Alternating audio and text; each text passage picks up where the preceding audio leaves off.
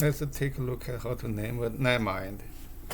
In the IUPAC system, amides are identified by suffix amide, amide. The first, primary amides.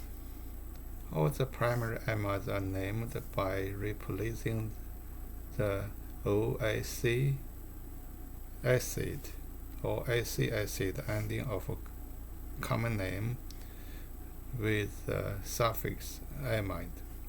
This is the two examples here. The first one is acetamiide. The second one is benzamide. It's a benzoline. The second, a secondary degree and a tertiary degree amides have two parts. An acyl group that contain carbonyl group and one or two alkyl groups bonded to nitrogen atom.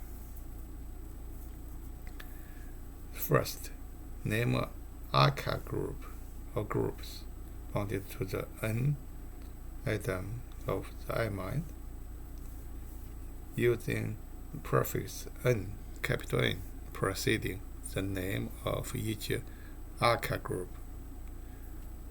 The name of alkyl groups form the first part of each amide name. For tertiary amides, using prefix di if two alkyl groups are the same. If alkyl groups are different, alphabetize their names. One N is needed for each alkyl group, even if both alkyl groups are the same. Name acyl group with the suffix amide. Okay, take a look at the examples. This compound is called N-acyl formide. N-acyl formide. This is the formide. N-acyl group linked to N. This is N dimethyl benzamide. This is the benzamide.